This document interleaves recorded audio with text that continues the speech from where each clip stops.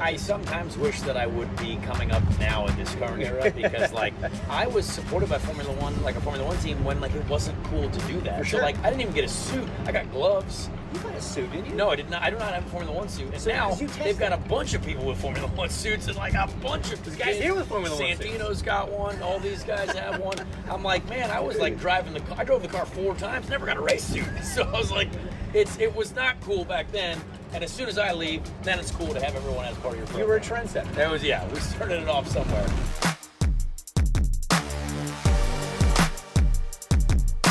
Hey guys, I'm Hinch. Welcome to Unhinged. Fun new sit by the fireside and have a chat with some friends kind of show. We're starting off today with Conor Daly. Conor, welcome. Where's the fire? It's up in the sky. It's a big orange ball. I did hear that is warm. Yeah, It is on the warmer side of things. Indeed. How's it going, man? Life is good. You know, we're here at the racing track, one of the greatest racing tracks, if not the greatest racing track of them all. And you know what? We're back. We're back, baby. Everything is back. Everything is back. And that's the greatest thing you could possibly say to me. We're back. Is this your favorite place on earth? It is, yeah. Yep. Like Chuck E. Cheese doesn't hold a candle to it. No, sir. Disneyland doesn't hold a candle to it. No. Because we were having this discussion, right?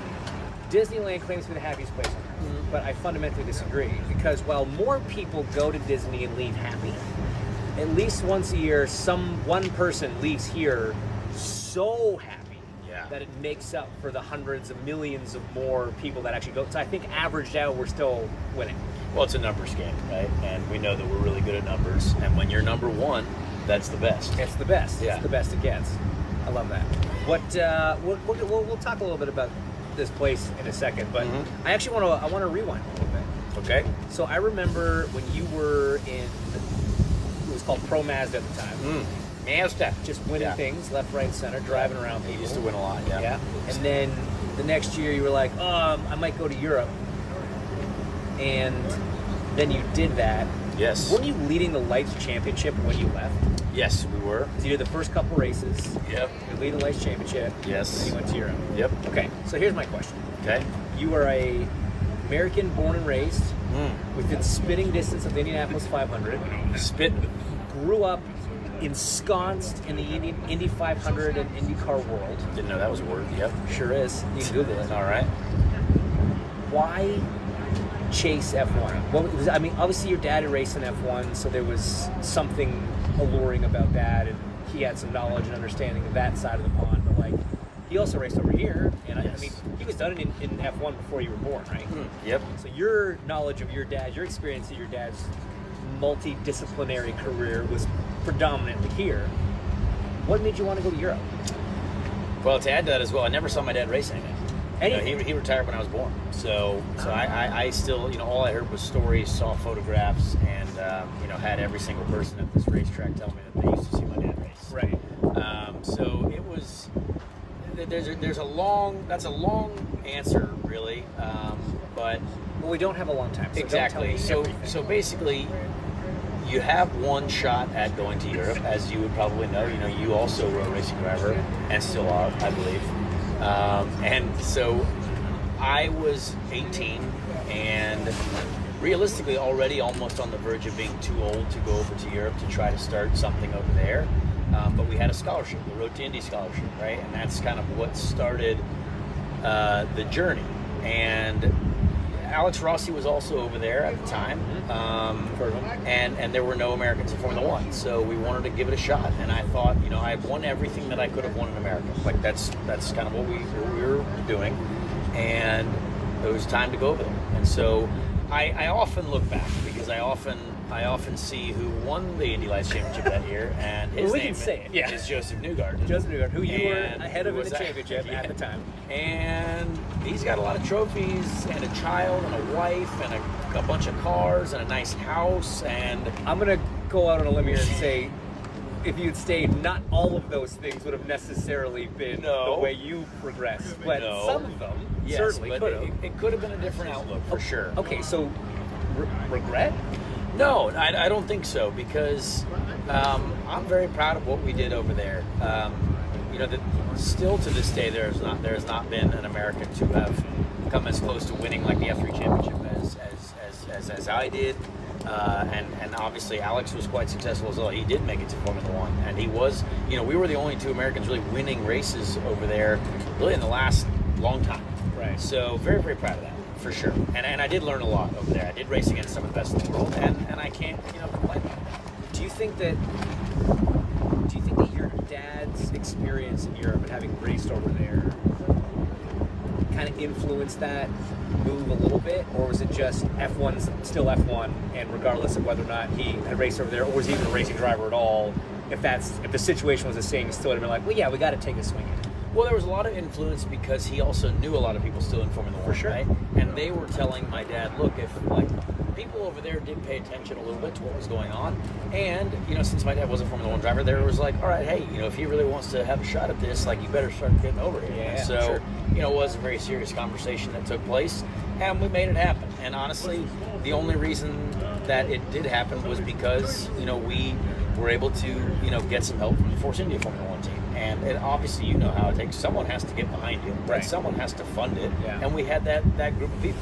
And I feel like at the time you were coming up, it was really only Red Bull that kind of was doing that from an F1 team standpoint. Like now there's the Ferrari Driver Academy and the Alpine Driver Academy. Yeah. Everyone's got this like laundry list of drivers they're supporting from like karting upwards. Yeah. But back then it was really only Red Bull. So if you weren't part of that program, you had to just get yourself to F2, GP2 at the time, and then hope that somebody was paying attention. I sometimes wish that I would be coming up now in this current era, because like now everyone's got a Formula One team either like 10 or shirt. 15 years earlier, or like 10 years later. Exactly, because like I was supported by Formula One, like a Formula One team, when like it wasn't cool to do that. For sure. So like there was never really an official announcement that I was part of the Force India Formula One team. I didn't even get a suit. I got gloves. You got a suit, didn't you? No, I did not. I do not have a Formula One suit. And so, now they've got a bunch of people with Formula One suits, and like a bunch of guys here with Formula One suits. Santino's got one. All these guys have one.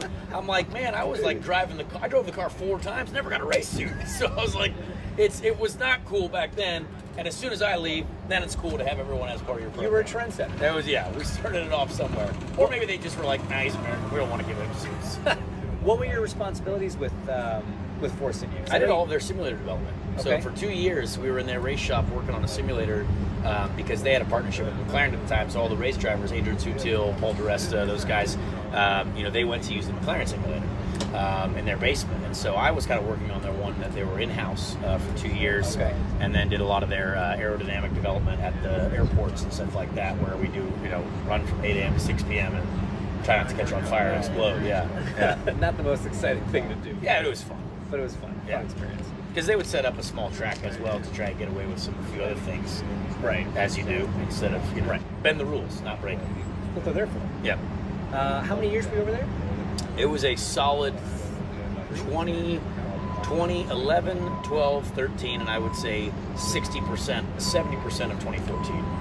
Okay, so it was a time. It was a time. Was part of the motivation the belief that if it didn't work out over there, like the opportunity over here would still always be there? Or did it ever worry you that the momentum you had over here could kind of dissipate? I mean, racing's a what have you done for me lately kind of sport, right? So, well, everyone lied to me. Yeah, it was not true at all that like, oh, if you go over there, everyone will remember when you come back over here. So that's what you were. Complete lie. That's what you were told to believe. Complete lie. Okay. Because when I got back over here, they were like, "Oh, great to see you," and I was like, "Yeah, what about all that I did over there?" Yeah, and when I came back, obviously it was 2015, and we were teammates when you tried to, you know, die over here.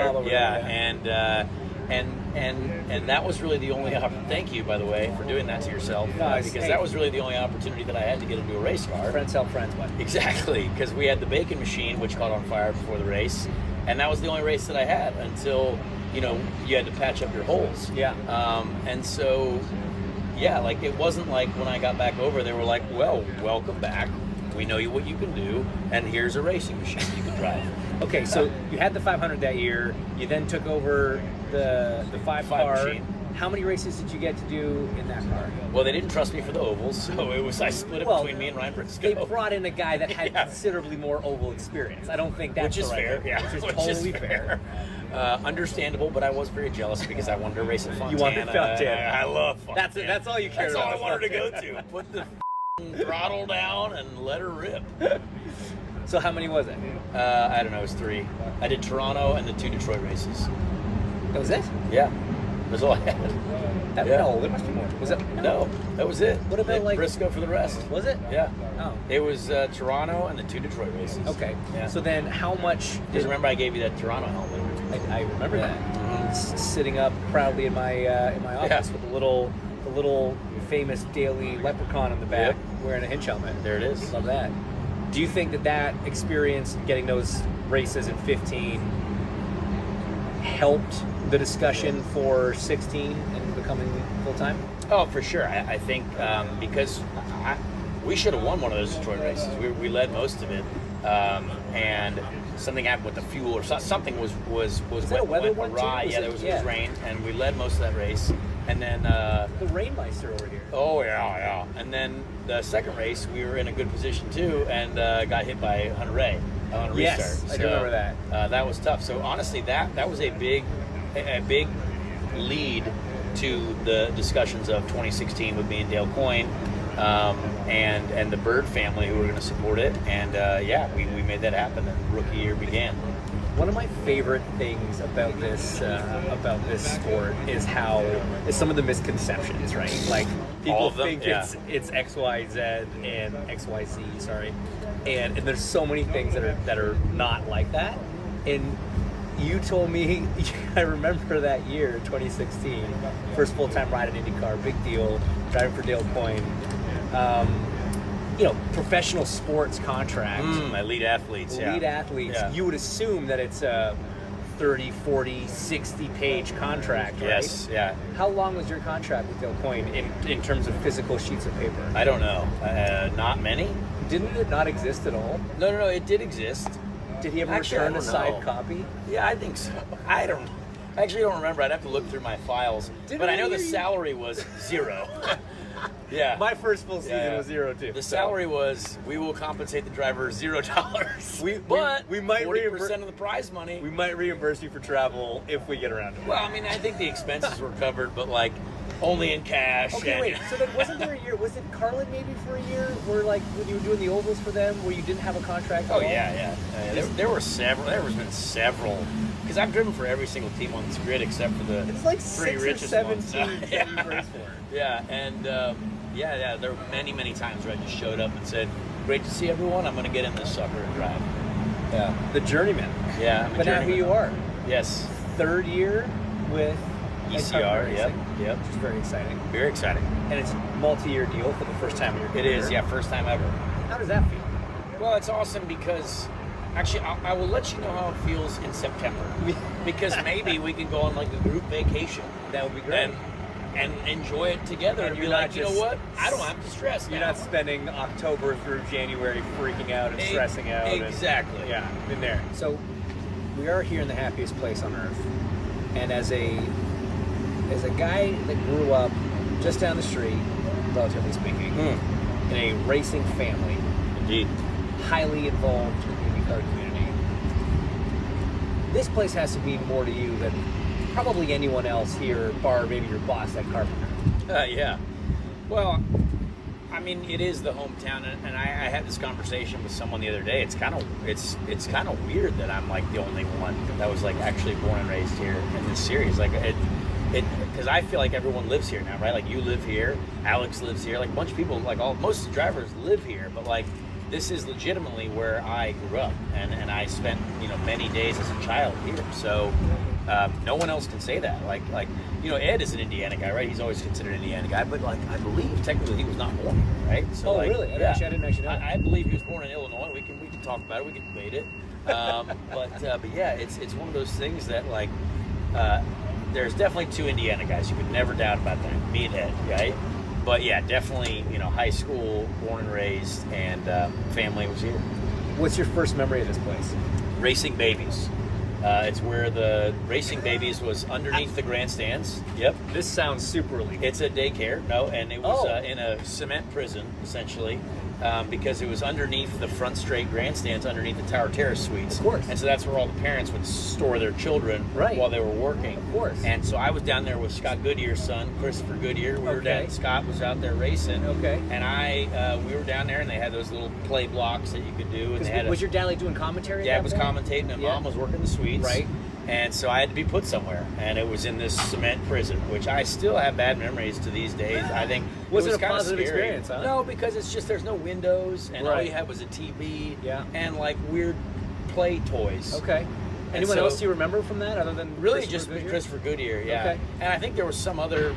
I don't know if Marissa Andretti was there at one point. Yeah, there must have been Unser or an Andretti there or was somebody. Someone in there. Yeah. Jeff Sinden's kid. I think kids were there too. Okay. A lot of racing folks were there. So what happened to racing babies? Eddie Cheever's son, little Eddie Cheever the third. Yeah. Remember him? He was a friend of mine. Yeah. Okay. What happened to racing babies? I think they probably realized that it wasn't a good move. It was probably to keep kids in a cement prison. Borderline illegal. And I don't know. How old were you? I was just a child. So I would say some of your earliest memories of life were probably in the prison. In racing babies. Yeah, I'll never forget. Okay, I want to show you a couple pictures. Okay, here we go. Of your time here at the Indianapolis Motor Speedway. Love it. And I want to talk about it. Okay, let's talk about it. And it's actually super appropriate, that story, because here's the first one. Yep. There. Well, would that have been a Racing Babies era photo, or is that I believe was my first Indy 500 in 1992. Okay. So yep. You were born in 91 in December, and so obviously we can tell here that I had a lot of style, and I needed to be warm. I was going to say it must have been a cool month. Yeah, it looked like it was a little chilly. And was I dressed up like a rabbit? Absolutely. No, I think it's a polar bear, man. Is it a bunny or a polar bear? That's a tough call. Either way, you look adorable. Thank you. I was happy because I like racing cars. Okay, you mentioned this one earlier, but what was your first Indy 500? 2013. 13? Yes. That was with AJ? AJ Foyt. And then 14 you ran with? 14 I did not do. 14 I was racing GP2 at Monaco. Okay, so then 15 came back and you ran with Schmidt. Yep. We were teammates. Yep. That was the Bacon Mobile. Yep. So it was your second Indy 500. There it is. Yep. Really exciting moment here, as I was really expecting to win the race because I wanted to revitalize my career. Right. And I was starting next to Townsend Bell, a fellow NBC human. And Townsend's waving at me. He's got his hands up like this. He's waving at me. I said, "What's this clown doing?" Like, I know he was my neighbor. Really friendly. He was my neighbor when I was a kid. But what's going on here? Turns out everything was burning to the ground. Yeah. And so that really is one of the most disappointing times of my life because talk me through it. I mean, the preparation that goes into this month. I actually was very excited about this race car. I had two engineers that I really enjoyed. Chris Finch was my engineer, one of them, and I loved Chris because I worked with him in Indy Lights, and I thought our car was great, and it wasn't because it was on fire. Well, what parts of it were great. And I'm sure somewhere it sits still untouched, because it charred. Didn't race ever. And the 43 wagon, that sponsor disappeared from IndyCar forever because they were like, why would we invest in this? We would just burn to the ground before the race started. But thank you, Smithfield. You provided me with meats for many years. Is this the most disappointing moment of your 500 career? 1,000%. Yeah. I don't know how it can get worse unless like I got into the car and it burned me too. You know what I mean? I don't know. That's fair. Which it can happen. I didn't catch on fire, but the car did. Okay, let's go from one of the worst to I think one of the most unique. Okay. And I think you're going to say it's probably in the top 5. How do we feel about this in your participation in this event? Well, I don't know if you noticed in the background, a couple nice ladies back there. I assume they were there with you. No, definitely not. They were just checking you out. But that was a great moment. That was one of the best cars I've ever driven at the Indianapolis Motor Speedway, Andretti Autosport. I mean, what a great team. What's it like being there in the middle with of a champagne gun? Middle of the snake pit before the race starts? Well, you know what it feels like? It feels strong. It feels real powerful. Strong to quite strong. Strong to quite strong. And if there's something that really just gets the inside buzzing, it's looking out over a crowd of 40,000 people, and you're wearing a onesie, and you got a champagne weapon that you're about to deliberate amongst many folks. And this is in a good way. This is like kind of your program. Like you are big into the electronic music scene. A lot of the DJs that play Snake Pit are buddies of yours. Yep. So that must have been pretty cool to get out there and sample a little bit of that before the race started. Every year, baby, we go out there and we tell people that there's a motor race going on because most of them don't realize that there's an IndyCar race that's happening at the same time. Well, this is louder than the race. So exactly, and we just try to share the good, the good news. Share the good news of motor racing with these folks.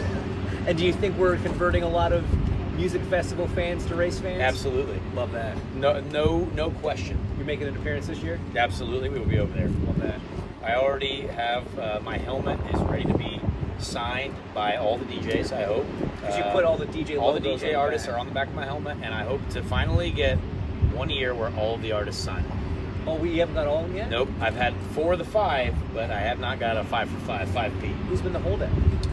One of them was Adventure Club. I was not able to see them, and I don't know who the Very other one was. disappointing. Yeah, Club. yeah. You don't remember the other one? No. You weren't even good enough to remember.